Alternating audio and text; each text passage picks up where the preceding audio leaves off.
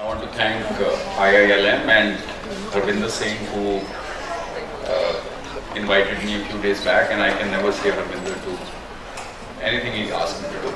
So I'm really privileged to be here. So I have you have the slide. The slides are not for you. They are for me as a pointer that I don't get carried away and just start rambling. So what I'm going to do today, next 10-15 minutes, put forward some thoughts, and I'll try and connect those dots to you. The thoughts may look random in the beginning, but my idea would be that at the end of 15 minutes you will see the picture. And I'll also be happy to interact with you. You have questions regarding startups, angel funding, VC rounds, building $19 billion WhatsApp. I'm happy to answer that. Right. So should I go ahead or?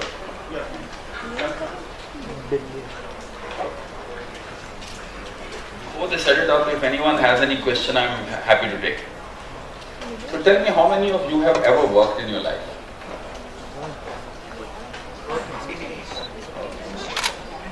Has anyone done any startup or entrepreneurial work?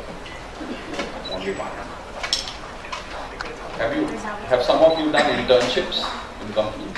Yes, sir. Yes, sir. Most of you are MBA students? Raise hand. How many of you are MBA students? How many of you are engineers? Not yet. How many of you have coded ever? Coded, built something. How many of you have used Photoshop or some design tool ever? How many of you have used PowerPoint? So I have a bad news for you. And the bad news is that the PowerPoint doesn't matter. Photoshop matters. Coding matters. And it matters for a simple reason. And it's going to come to you as an even bigger shock. That the MBAs as we knew them are not dead. Let me explain this point about MBAs. The culture of this MBA was created by investment bankers, by consulting firms, and by big American corporates like GM and Coca-Cola. Post-war America. And at that point of time, we were in post-industrialization phase. And business schools like Harvard, Stanford, and Wharton created a stereotype manager. And the concept of a stereotype manager who would work either in these large corporations or will work with McKinsey's and Bain's and BCG's, or will work on Wall Street with companies like Goldman Sachs. And if you go to these colleges today, all case studies, even today, are geared up towards that. They are geared up towards creating a manager in these companies. But if you really go in the world today and you talk to the young people, talk to the really smart young people, right? And the smart young people even in HBS or Stanford Business School or even Wharton today, and I'm funding a startup out of Wharton, they just don't want to work for these companies. They want to work for themselves, right? And when you ask yourself, why do the smartest people of the world, the really bright people, don't want to work for these big brands? When I was growing up and I was your age, doing an MBA and then working for McKinsey or working for Goldman Sachs or working for Citibank was the thing. That was the thing to do. That's no longer the thing to do today.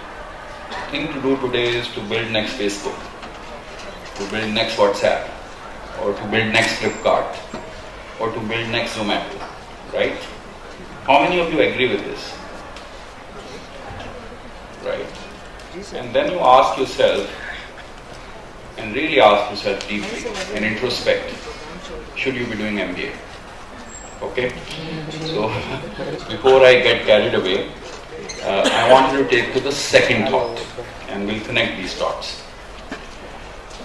And the second thought is that there is a rise of startup culture not just in India, that culture is across the world. And that culture is spreading like wildfire. And I travel a lot.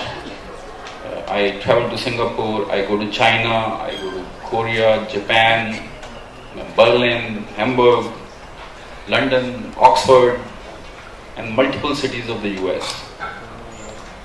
This idea of doing your own thing is now become mainstream. Right? In any city of the world you go today, in last 10 years, the number of startups have multiplied at least 1,000 times. At least 1,000 times. And if you went to cities like Israel and cities like Singapore, you will feel as if you are in startup cities, or Berlin. Because that's the thing to do, that's the lifestyle.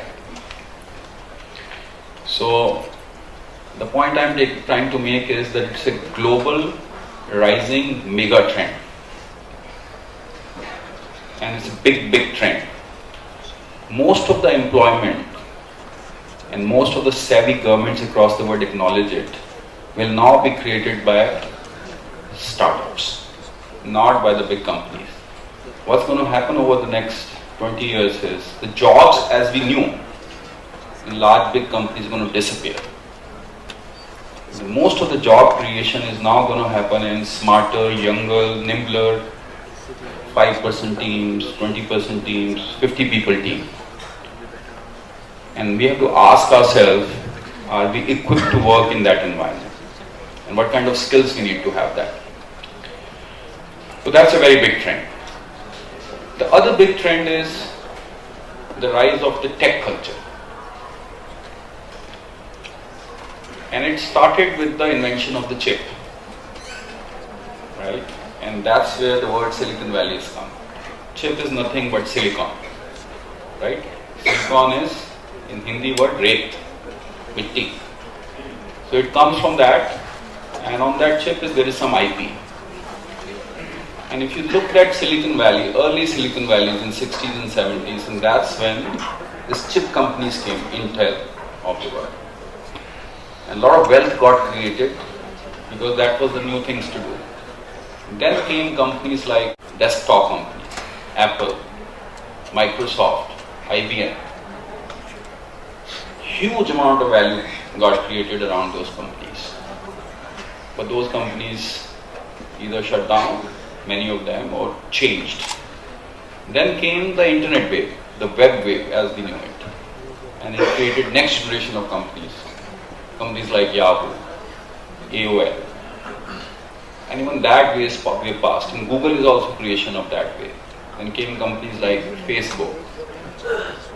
But I think the biggest opportunity of the tech wave is coming now. So which is the wave we are living in? Anyone wants to answer?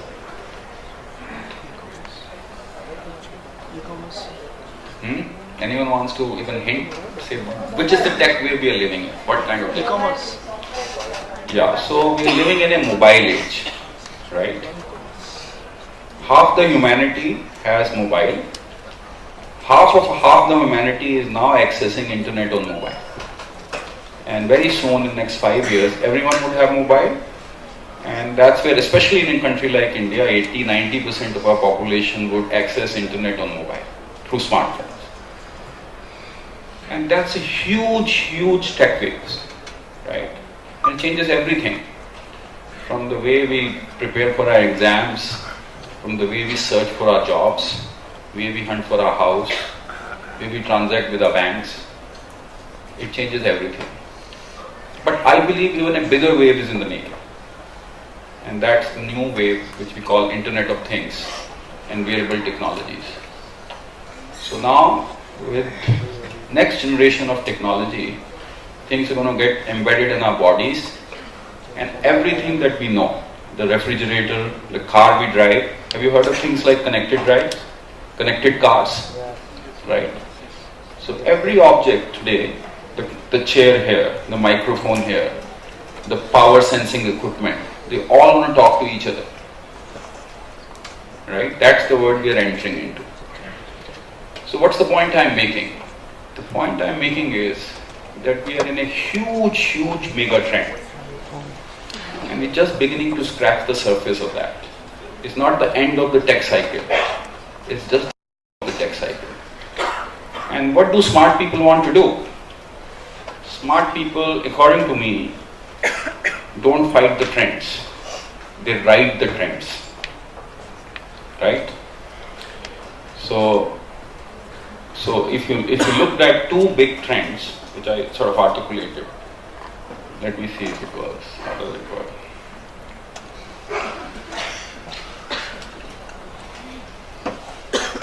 Can someone tell me how it works?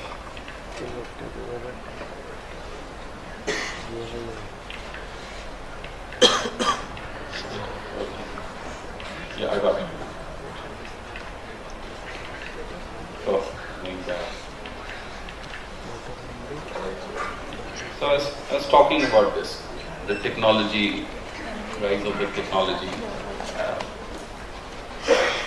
culture. So, and what's the impact of this technology culture on now the startup culture? Right? Let's just look at the third aspect. And that's very significant. If you wanted to be an entrepreneur 10 years back, 20 years back when I was like your age, the startup cost was so high, right?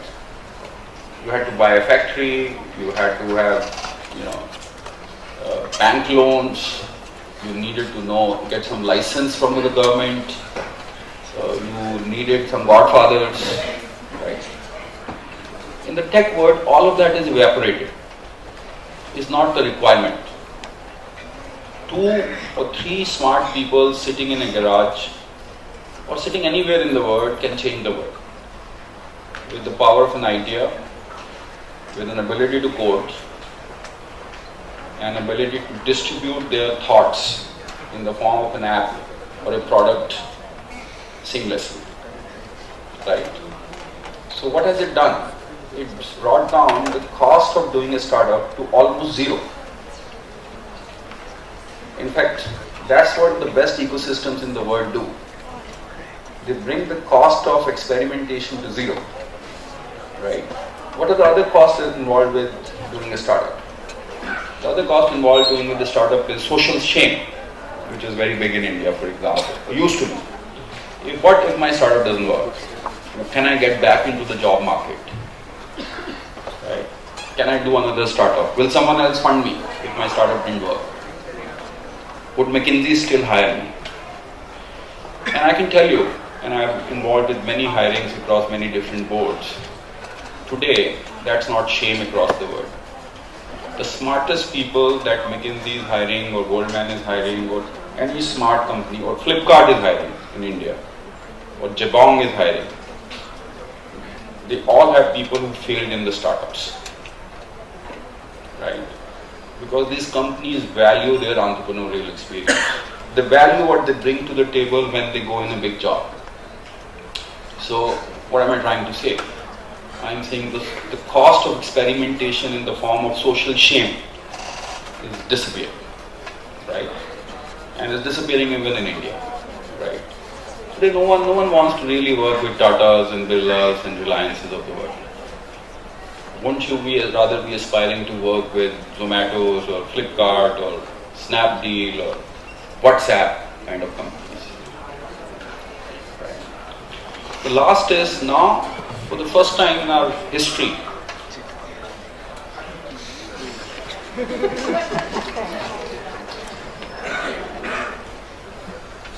the distribution challenges of building a product and distributing instantly across the world have disappeared.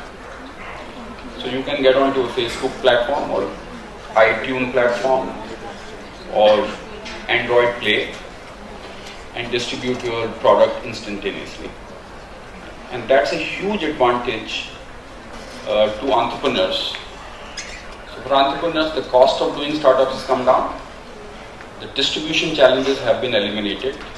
The social shame has gone. In fact, it works to your advantage if you're a failed startup, if you want a big job. So all of that connects to me in the form of